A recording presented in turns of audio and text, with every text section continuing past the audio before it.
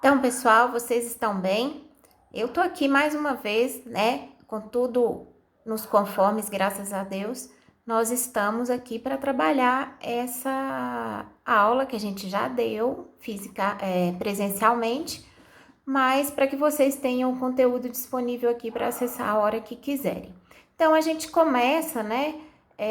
Falando do nosso TCC. A gente quer discutir aqui a redação da introdução, justificativa, problema, hipótese e objetivos do projeto, né, de TCC. Eu gosto, né, que ao final dessa aula você já tenha um rascunho desses itens, que são do nosso projeto de TCC. E aí nós vamos para o começo, começando pelo começo. Como escrever introdução? Lembrando, gente, que essas orientações aqui são gerais, porque cada um tem um ritmo e um jeito de escrever. Tem alguns que gostam de começar a escrever pela revisão de literatura, depois volta e faz a introdução. Então, assim, o momento que vocês vão escrever essa parte vai depender muito de cada um. Outros que às vezes já estão desenvolvendo o projeto, fica mais fácil começar a escrever a partir do material e métodos, porque às vezes o projeto já está andando e ele vai formalizar no TCC1 esse projeto, tá bom? Então aqui são, né, é uma trilha para vocês percorrerem, não é um trilho de trem de ferro que vocês vão ser, né, engessados nesse trabalho. Então vamos lá. Introdução, o que é? Introdução, né, eu coloquei essa imagem aqui de um olho, vendo o mundo aí, é uma vista geral. Antigamente existia a figura, né, de uma pessoa nas peças, né, antigamente, peças de Shakespeare e tal, que punha uma máscara de cera, geralmente com um narigão assim, para contextualizar a plateia, para falar com a plateia onde que aquela cena se passavam, né, como que aquele vamos dizer assim, aquele tema ali era no contexto de não sei quantos anos atrás e até hoje tem isso.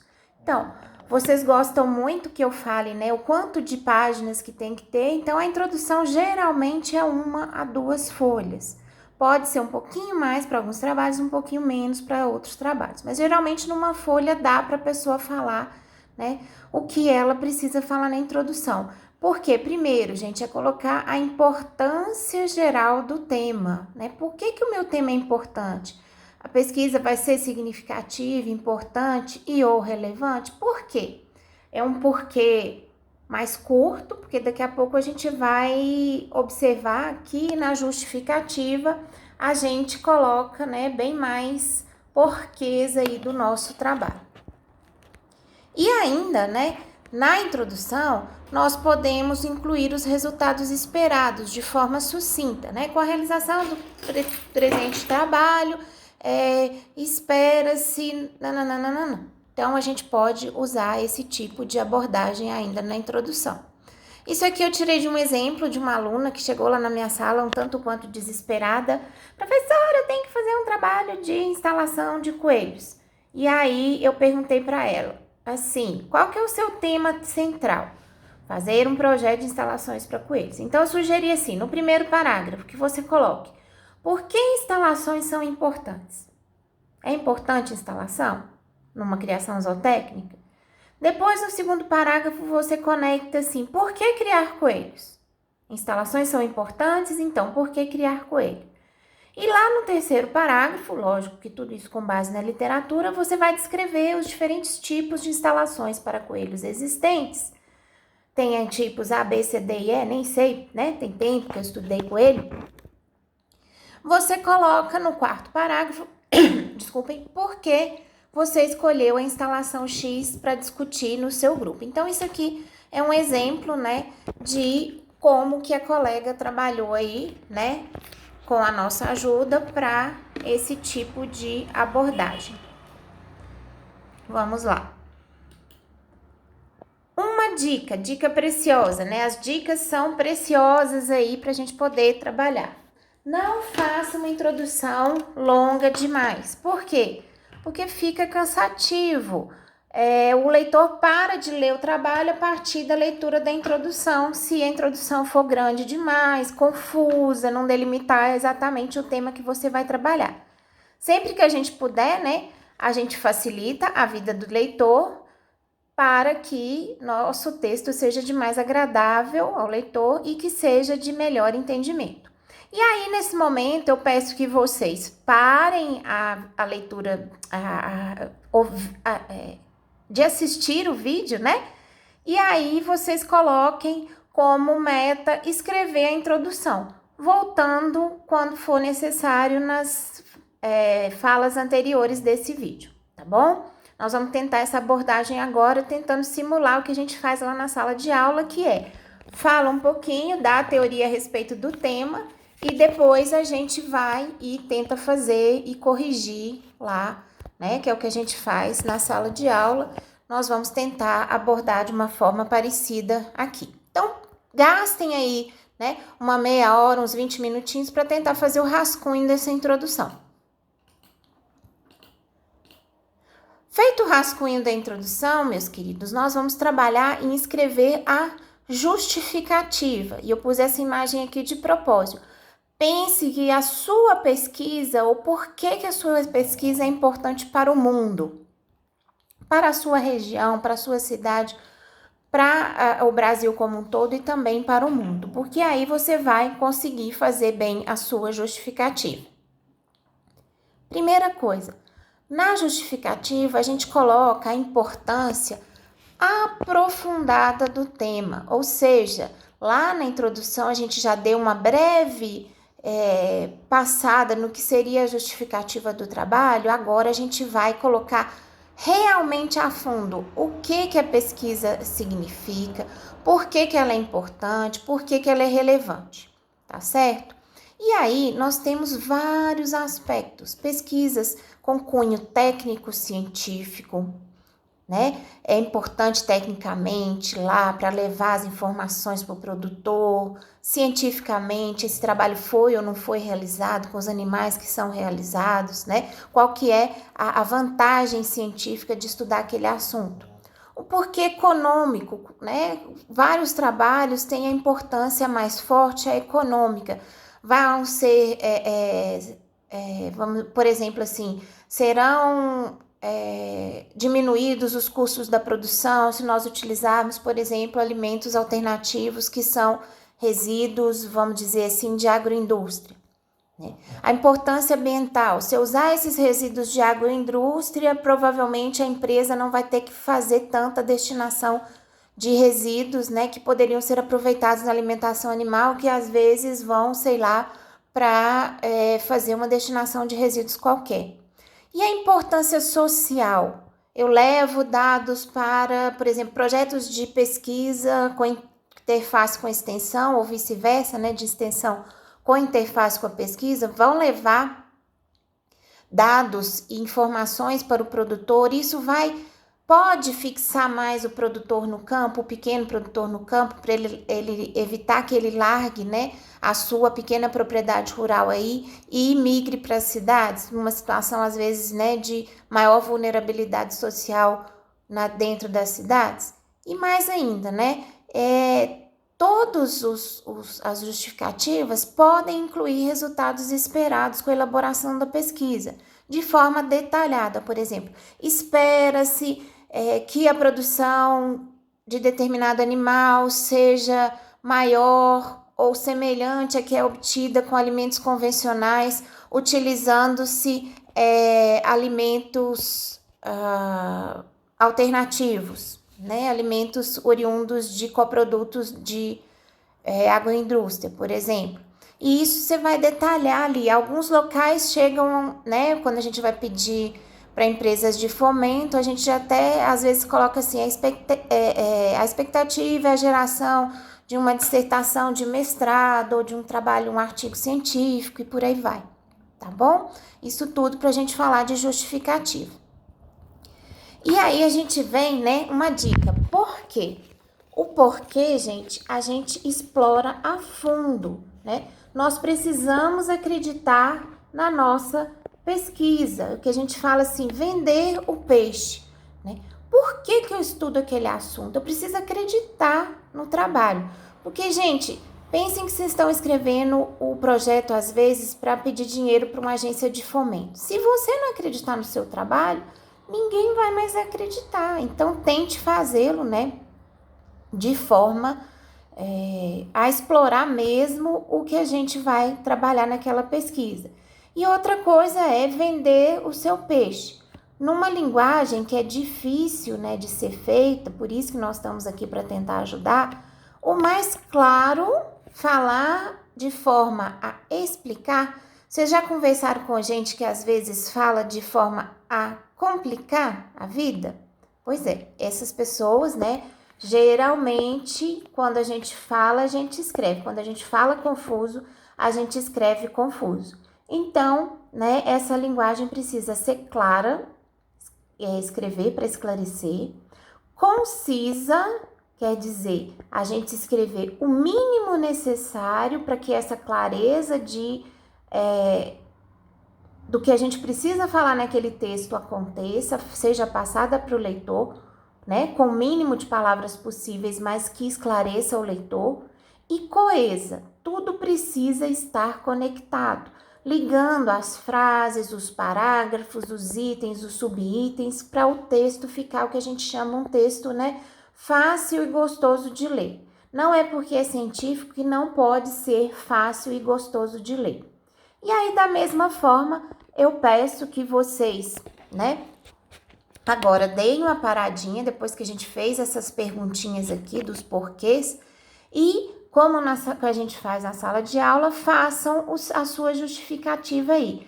Pensem no porquê econômico, no porquê científico, no porquê social, lembrando que cada porquê desse, cada motivo desse pode ser ou não mais importante para um ou para outro. Então, assim, nenhum porquê desse, o que eu quero dizer é o seguinte, que nenhum porquê desse é mais importante do que o outro. Vai depender do trabalho que a gente está trabalhando, né, do tema que a gente está trabalhando, porque se a pessoa vai fazer uma análise econômica de diferentes tipos, sei lá, igual eu corrigi um projeto uma vez, de diferentes tipos de tijolo ecológico feito com palha de banana, com uma outra fibra lá e tijolo ecológico feito com resíduos de obra. Então, se a pessoa vai fazer análise econômica disso, aí o porquê econômico dela é muito forte.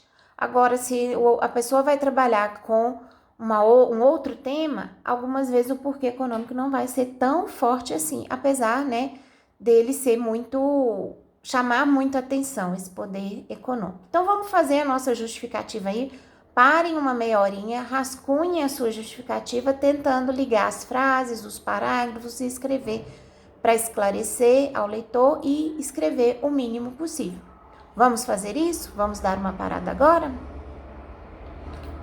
Muito bem.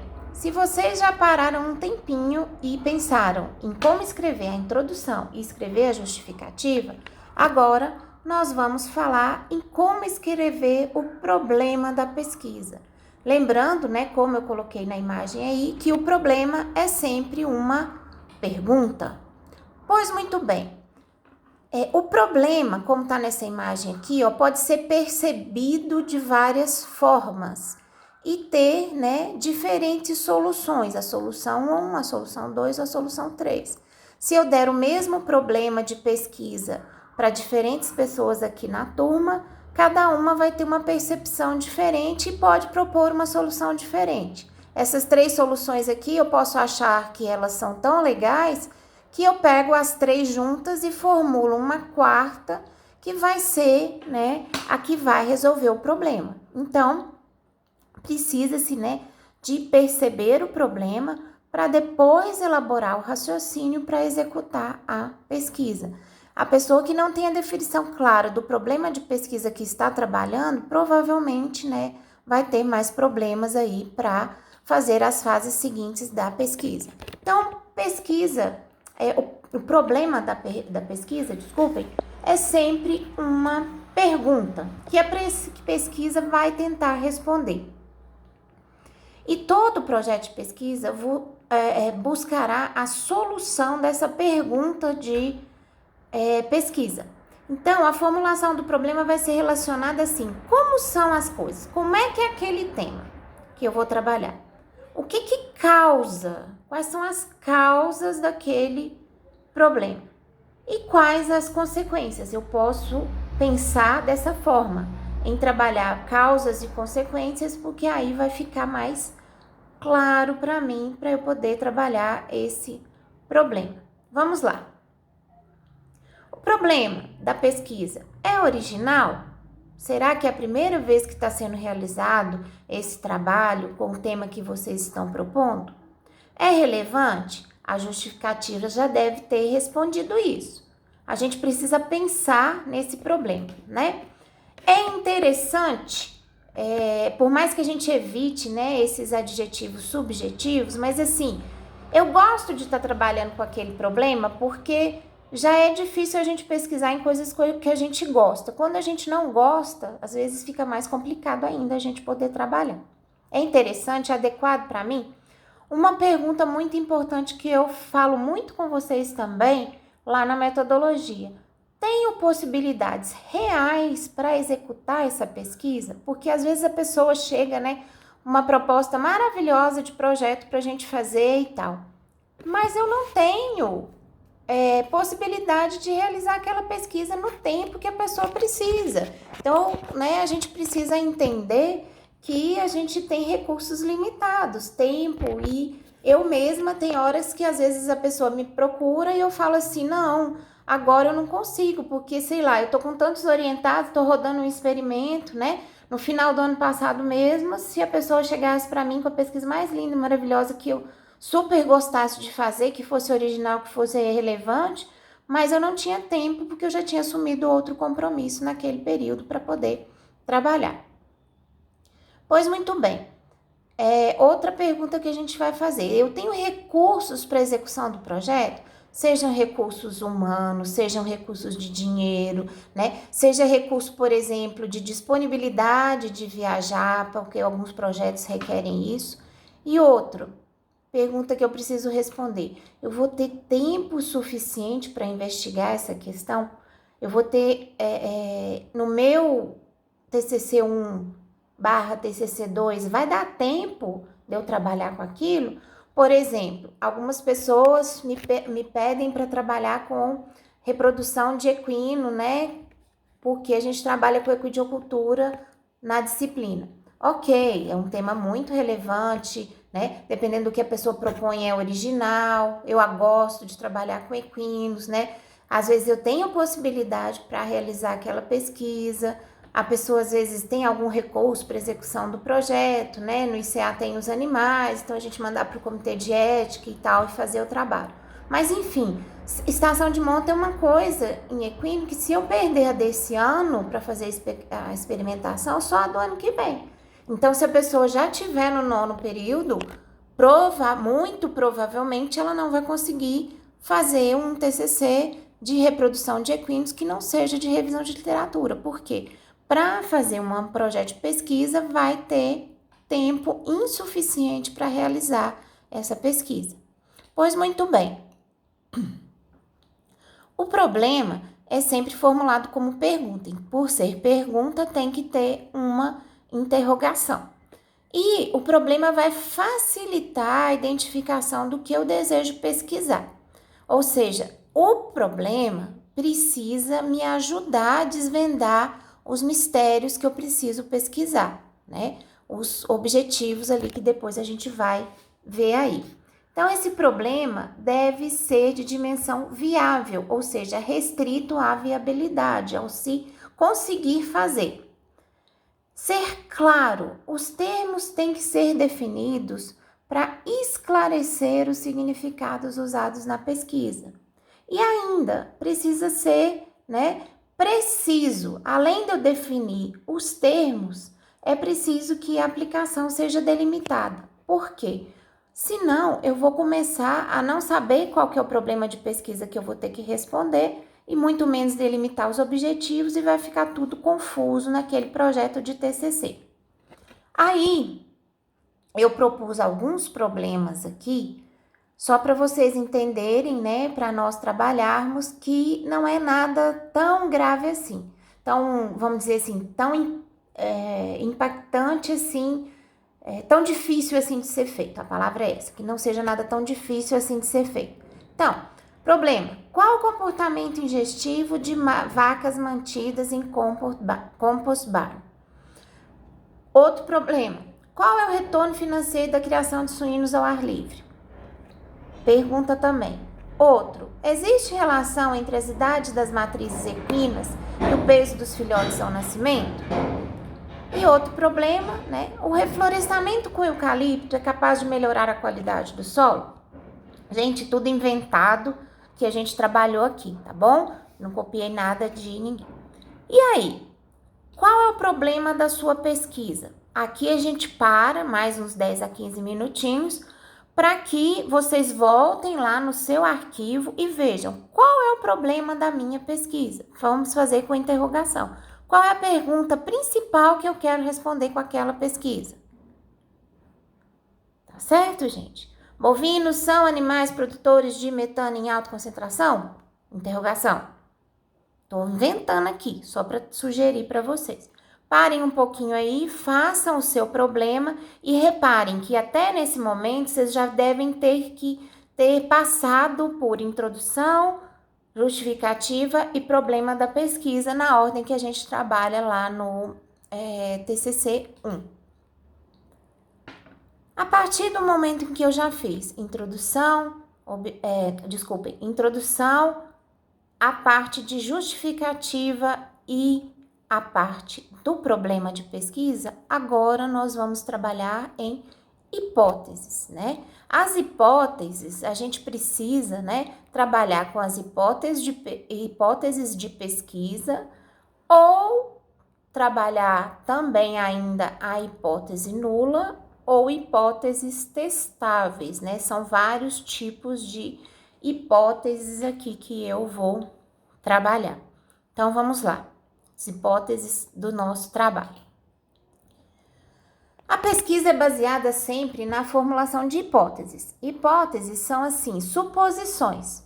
E aí, né, são soluções possíveis para aquele problema que a gente escreveu antes. Então, por isso que a ordem é essa. Introdução, depois justificativa. Introdução, você dá uma vista geral do tema. Na justificativa, você aprofunda, chama o leitor mais atenção. Assim, isso aqui é importante demais. Depois você coloca em problema, assim, nossa, eu preciso resolver isso. E lá em hipótese eu vou falar assim, pode ser que vai acontecer isso. Né? As soluções possíveis para o problema que a gente identificou na pesquisa. E essas hipóteses, como suposições, precisam ser plausíveis e provisórias. Eu não vou colocar assim uma hipótese de que não tenha nada a ver com o meu trabalho. Se eu estou trabalhando com milho, aí eu vou colocar lá que a hipótese é o sorgo pode melhorar a qualidade do solo, estou inventando aqui, em sistema de, sei lá, de consorciamento, estou chutando. E ainda, hipóteses precisam ser aceitas ou negadas com a pesquisa. Muitas vezes a gente trabalha assim, esse medicamento não vai provocar efeitos colaterais nos indivíduos testados. Estou chutando aqui. E chega lá na hora da pesquisa, a gente às vezes precisa até interromper a pesquisa porque houve um efeito colateral grave e a gente não vai expor os animais a um sofrimento desnecessário, porque assim, o efeito colateral foi tão grave que aquela droga nem vai ir para frente, aquele medicamento nem vai para frente. Então, eu paro o experimento ali e justifico, né, a não continuidade do experimento por efeitos colaterais graves. Então, assim, eu neguei minha hipótese. Eu falei no início que o medicamento não tinha efeitos colaterais. Fui fazer o experimento, metade do grupo tratado com a dose, vamos dizer assim, indicada para aquele medicamento, morreu meia hora depois que eu apliquei o medicamento. Então, já não continuo mais com aquela formulação. E aí, essas hipóteses vão orientar o planejamento metodológico para executar a pesquisa. Eu acabei de falar que se eu tenho um problema e uma hipótese farmacológica, eu vou lá, de repente, testar em indivíduos, né, em animais, e vou desafiar aqueles animais com algum tipo de tratamento ali, induzir uma inflamação e ver o efeito anti-inflamatório, né? E aí, como hipótese, eu preciso que ela seja uma afirmação, uma resposta suposta, provável e temporária para o problema. A hipótese é assim, uma suposição, igual foi falado no início. Então, uma afirmação suposta, provável e temporária para a resolução daquele problema. Para que eu formule hipóteses, veja o que a gente precisa. Ó, eu tenho problema, formulei as hipóteses e eu vou precisar de diferentes ideias para eu poder chegar. Estão vendo aqui uma ideia de um formatinho, outra ideia de outro formatinho, uma outra ideia aqui de um outro formatinho. Para quê? Para que nós possamos chegar ao nosso delineamento de pesquisa. Então, para formular a hipótese é necessário ter muitos resultados de outras pesquisas, é por isso que a gente, né, destaca a importância de falar sobre revisão de literatura, que na sequência a gente vai falar sobre revisão, ou ainda, né, verificar por extensa observação, que é a parte empírica aí da ciência, de observar os fatos, verificar por extensa observação esses fatos, examinar as teorias já propostas. Novamente, nós vamos estudar a literatura e vamos utilizar a nossa intuição para saber como que nós vamos trabalhar aquele tema, porque eu tenho diferentes caminhos, diferentes ideias. Se eu vou adotar aqui a prioritária 1, a 2 ou a 3, vai depender muito de qual caminho que eu vou tomar na nossa pesquisa. Então, se eu tinha um problema lá, qual o comportamento ingestivo de vacas mantidas em compost barn, que a gente já falou, eu proponho uma hipótese. Vacas mantidas nesse sistema ingerem mais alimentos e possuem maior tempo de ruminação e de descanso. Então, isso aqui já me projeta assim, olha, vou ter que trabalhar pelo menos 2 grupos experimentais, um com esse tipo de cama como tratamento e o outro com outro tipo de cama como tratamento, ou sem cama, mas eu acredito que isso não seja viável. E nós vamos fazer o quê? Pelo menos o comportamento ingestivo, quanto que esses animais vão ingerir de alimento, o tempo de ruminação e o tempo de descanso desses animais dos diferentes grupos experimentais. Esse é um ponto aí desse tema de trabalho. O outro, que a gente fez a perguntinha antes, né?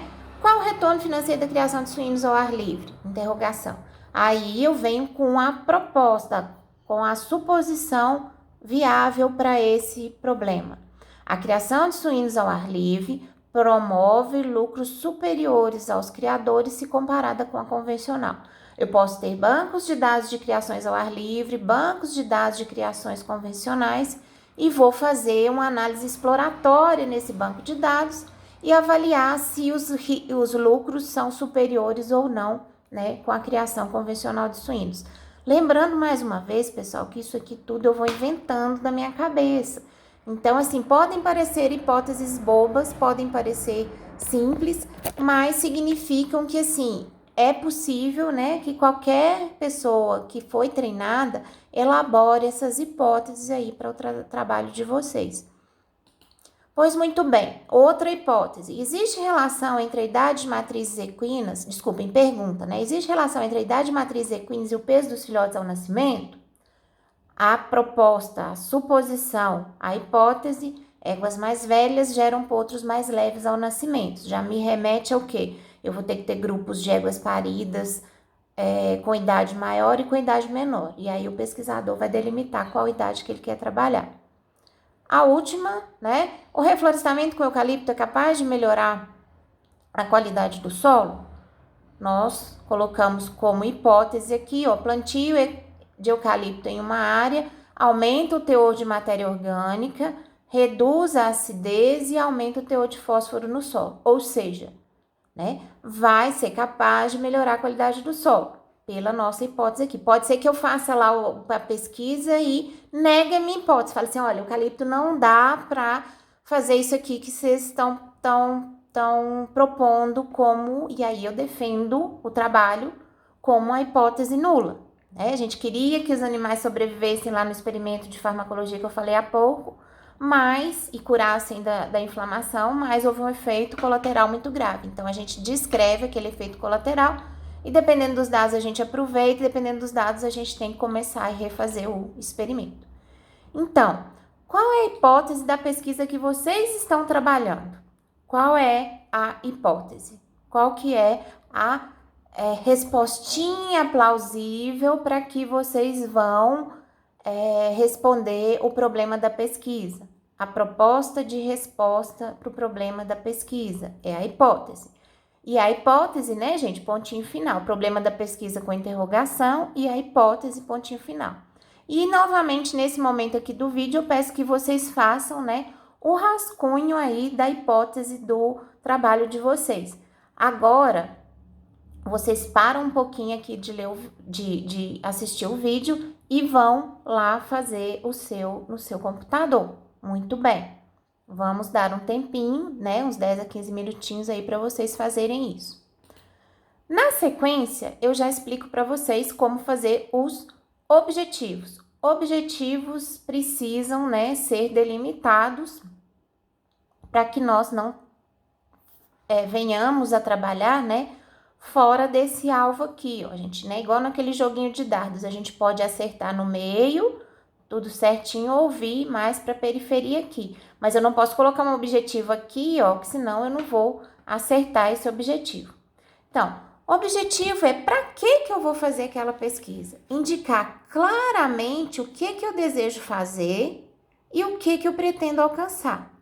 E os objetivos a gente divide em objetivo geral e objetivos específicos, né? Objetivo geral, de forma genérica, o objetivo que precisa ser alcançado. Avaliar o comportamento ingestivo, o comportamento de vacas lá na cama de compostagem. E os objetivos específicos? Detalhar o objetivo geral, mostrando o que pretende alcançar com a pesquisa. E tornar operacional o objetivo geral, indicando exatamente o que será realizado na pesquisa. Então, lá no objetivo geral, para aquele probleminha que a gente tinha proposto, ó, verificar o comportamento ingestivo de vacas mantidas em sistema de confinamento tipo compost bar. Lá nos objetivos específicos, em vacas mantidas em sistema de confinamento compost bar, analisar o tempo de ingestão de alimentos, medir o tempo de ruminação e mensurar o tempo de descanso. Vejam aqui, ó, que todos os verbos estão no infinitivo para a gente escrever os objetivos. E aí, quais são os objetivos da sua pesquisa? Lembrando que eu já falei, né, de sempre utilizar os verbos no infinitivo. Testar, analisar, comparar, avaliar e vários outros verbos aí, ó. Essa terminação aqui, ó, dos verbos ar, né? A, R, e ir é o que a gente chama de infinitivo do verbo. Nesse momento, eu peço que vocês novamente parem de assistir o vídeo e vão lá pegar o seu material e tentar rascunhar os objetivos da sua pesquisa. Depois que vocês escreverem, como a gente já passou aqui, introdução, justificativa, problema, hipóteses e objetivos, nós vamos já ter um primeiro breve rascunho do nosso TCC. E lembre-se, o rascunho é sempre bagunçado, o primeiro rascunho, depois a gente vai organizando as coisas. Não deixem esse bloqueio de falar assim, tá tudo bagunçado. E você no dia seguinte apagar o que você fez hoje. Não apaga, tá? Marca de uma cor aí que você tem que voltar, sei lá, o texto, faz qualquer anotação aí, mas vai acumulando coisas no TCC. Não fica nesse escreve, apaga, escreve, apaga, escreve, apaga, que ninguém sai do lugar. E, né, sendo sempre bagunçado o primeiro rascunho, leia antes esse rascunho e anote as dúvidas para conversar com a professora de TCC ou com o seu orientador. A gente sempre vai estar disponível para ajudar vocês. Porque, né, o papel não esquece. E tem gente que às vezes fala assim, professora, eu tinha uma coisa para perguntar para a senhora e não lembro mais o quê. Aí a gente fica lá, né, conversando da novela, conversando de outra coisa, até a pessoa lembrar o que ela tinha para me perguntar. Muito bem. Aqui são as referências que a gente utilizou para fazer para fazer essa apresentação, né? O Manual para Normalização de Publicações Técnico-Científicas, de França e Colaboradores, a 9ª edição 2009, e Metodologia do Trabalho Científico, Métodos e Técnicas da Pesquisa do Trabalho Acadêmico, que é Prodanov Freitas, 2ª edição, lá disponível aí no link que eu coloquei para vocês e vocês podem acessar. Eu agradeço a vocês que ficaram aqui, né, nesses minutinhos para a gente poder falar mais um pouquinho do TCC e a nossa mensagem é essa, né, fique calmo, muito calmo e foque no TCC. Vai sair sim, eu tenho certeza e a gente está aqui para ajudar vocês. Um grande abraço e até a próxima!